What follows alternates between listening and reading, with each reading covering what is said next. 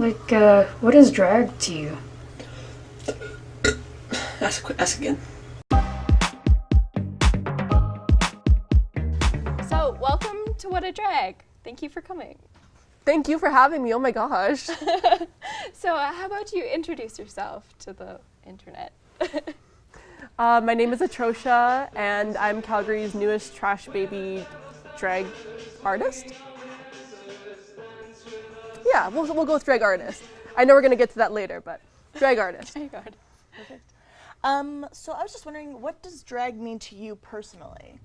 I think drag means to me, it's all about expression of yourself, expression of your gender, expression of just like everything as a whole in your life. When I do drag, I think it's more of like the intention of drag. So when I think about what drag means, I think it's whatever, when someone intends something to be drag, then it's drag. So I think that for me, it's just expression of whatever I'm feeling. If I'm feeling sick, I'll do a sick look. You know what I mean? Like if I'm feeling like, oh, I want to be like a fish that you find at the bottom of like a really mucky like swamp, then I'll do that. And then I'll just like make it like hyper feminine, and that's just kind of like, I just think drag can be literally anything as long as you intend it to be. Do you identify as a drag queen? Yeah, I think that I would identify as a drag artist just because like I don't like a definitive label of like king or queen. I feel like it just like has a lot attached to it that means a lot to a lot of different people. So I think that drag artist would be perfect for me. I would use the hashtag drag queen to get some likes on Instagram, but like other than that, like I self-identify as a drag artist. Awesome. Yeah. Perfect. Now, what do you feel about the terms faux queen or bio queen and stuff like that?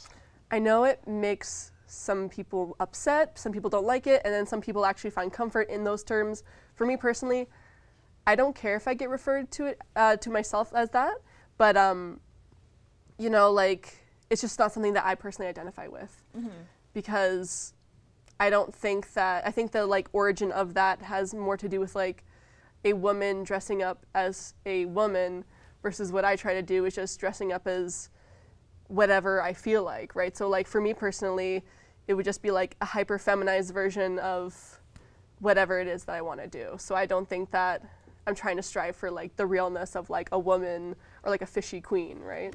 So I don't think that those terms are correct for myself. How did you get involved in the Calgary drag scene? It was just going to a lot of events such as like say Fudge Packer Friday. My friends Trent and Jordan, they run that. What do you think of Fudge Packer today? My fudge is so packed. Hydration.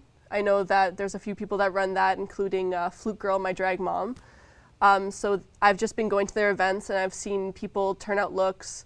And so I got involved by just like asking them for help. I'm asking them for their expertise. Flute Girl has, you know, painted with me multiple times, and it's just like, you sure you want to do that? You want to use that product? You want to use that product? You know what I mean? So like they've helped me so much because they pull like the weirdest looks. So I think that's how I got involved with the drag community, is just like watching from afar. And of course, like RuPaul's Drag Race, like I started getting into that, and that was like, oh, that's cool. But like I think that I actually got involved in the drag community as in like researching and just like looking at everybody doing it and like being exposed to it before I've watched it. But I don't think that invalidates anybody who has started drag because they watch RuPaul's Drag Race. I think that my inspirations lie in a lot of like Divine from John Waters films, or just Divine as a person. I love Club Kids, so I'm definitely really inspired by that. And so I try to make myself as trashy as Divine would be, or just like as like unpolished, vile, gross.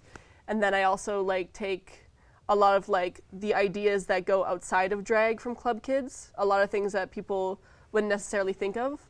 So I think that I take both of that and then I put it on myself. So I like would say my style is definitely like a trashy club kid, clown, you know. My drag style definitely is just like hyper feminized, as I've said before, but hyper feminized states of being, I guess, or just like objects or even kind of like animals, whatever it is. Because like my whole life, as like a lesbian, people are telling me, you know, be more feminine, and you know, like I don't really care too much for femininity in my real life, and so I've taken my drag, I'm like, oh, you want me to be feminine?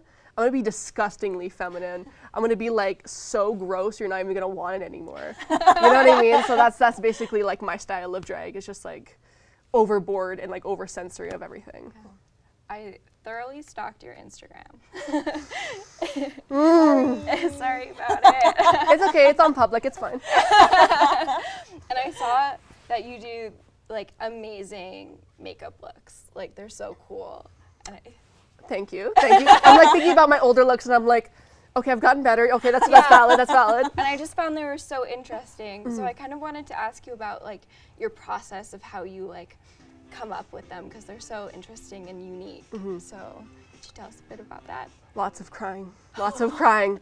I honestly like, even though I can conceptualize and like figure a look out beforehand, it's always like a struggle to actually make it and execute it the way I wanted to. So it's always just a lot of trial and error and just being like, oh God, I guess I'm just gonna go with it, or oh God, I have to change this and the party's in like 30 minutes. But I actually, a weird thing about my process is that I created a template of my face on my computer and then I have a tablet and I draw my drag looks over it and I kind of reference to that.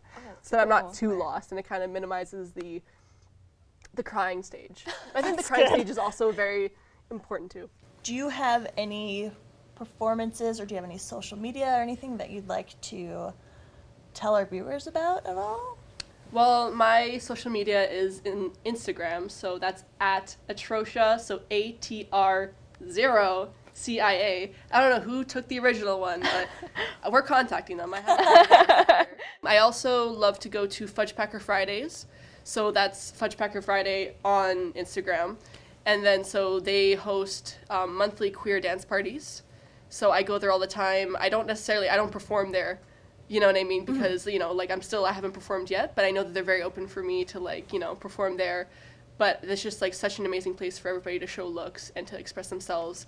Hydration is another good one that I've mentioned before. They're at Hydration Party on Instagram. So they are also a queer dance party that's monthly. And then, so it's like more water themed, which is amazing. I love the diversity with that.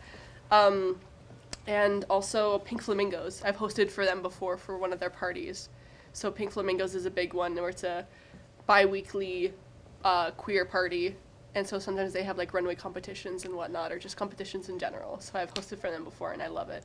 So that would definitely be a promotion. Yeah. There's also a filmmaker in our community who's trying to document it all. Nice. Can I swear on this? Absolutely. No face bitch. that's them on Instagram, right? No face bitch.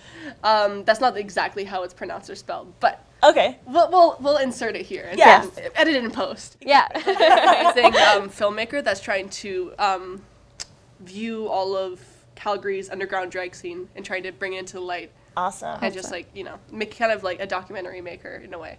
Nice. So they're really, really awesome. I think there's definitely someone to check out as well. Thank you so much for coming here and showing another side of the drag community that isn't like actively represented in mainstream media. I think that's super cool.